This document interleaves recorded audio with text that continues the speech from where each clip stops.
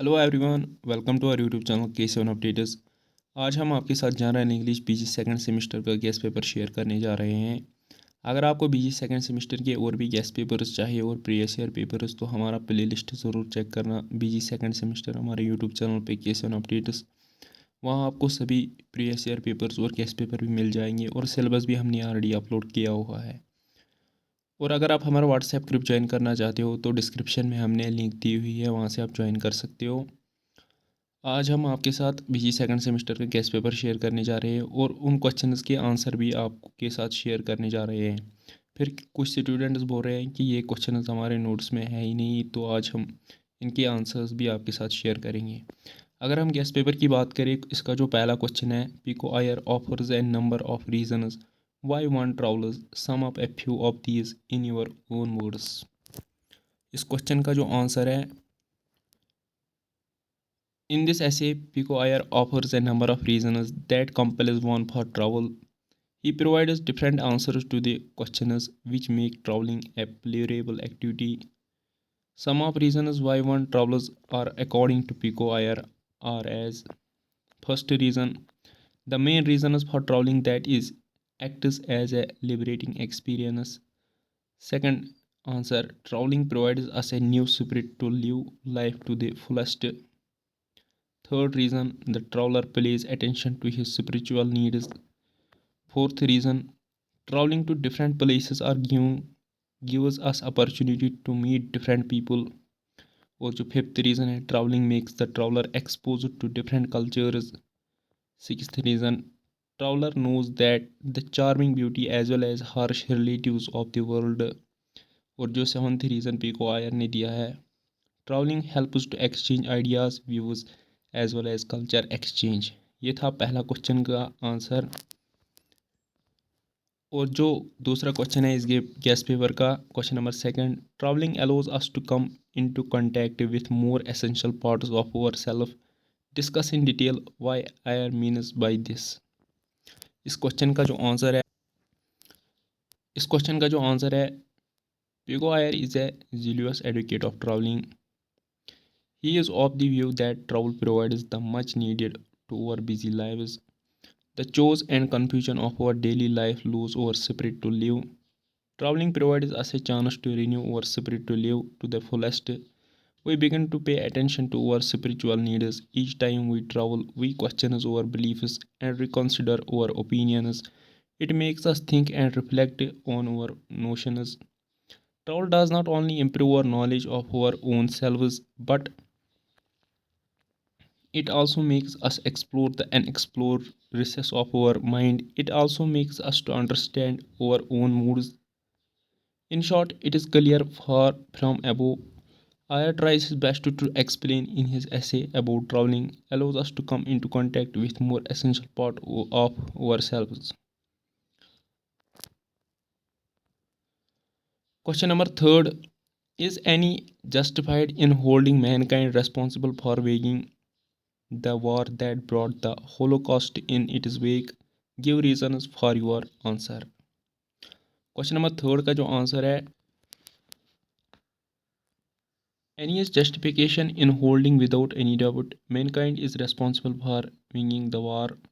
This war brought the Holocaust in its wake. Annie says that there is no need of war.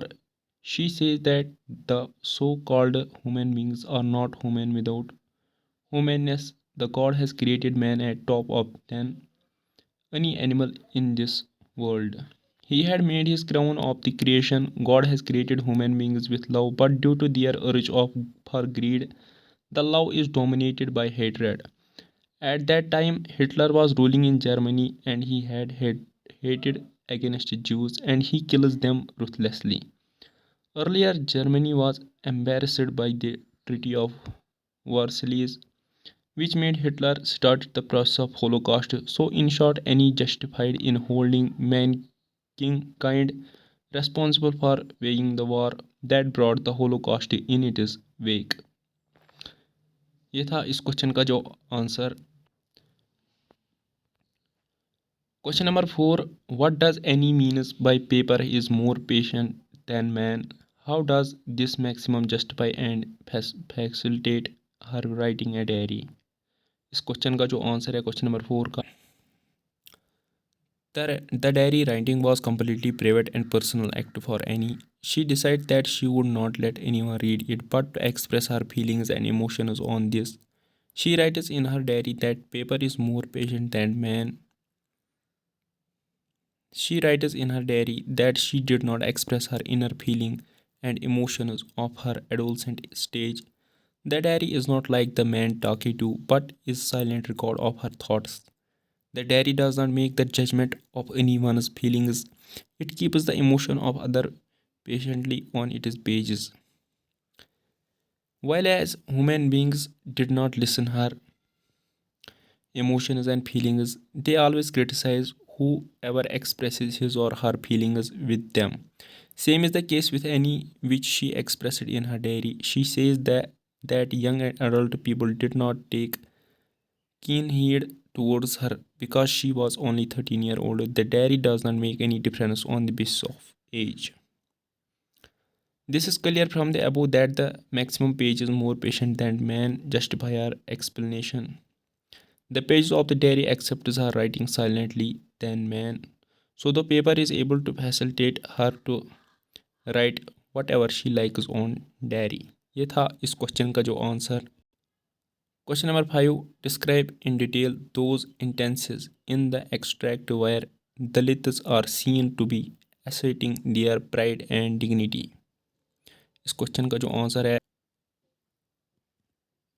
in the novel Jothan, A Dalit's Life, written by Valmiki, there are so many extracts where the Dalits are seen to be asserting their pride and dignity. Some of the important extracts of such type are as: first, at one time, Valmiki's father seen his son sweeping the school. He did not allow his son to do that and snatched the broom from his hand and threw it away. This shows that he is asserting his pride and dignity, and he got angry and ever confronted with headmaster for this. Second, Valmiki's mother got angry when her daughter was denied the food by Sukhdev Singh. She emptied the basket of Jothan when Sukhdev Singh denied her food at the wedding of his daughter. She told him not on the face that feed the Jothan to his Bharatis. In this way, she is asserting her pride and dignity and she left in anger. ये था इस question का जो answer. Question number 6. Critically comment on the title of the novel as a poignant corroboration of the treatment of the Dalits at the hands of the upper caste. इस question number 6 का जो answer है, in Hindi, Jothan means leftover food which is mostly thrown away, but unfortunately the Dalit who are considered untouchables have been eating through their life.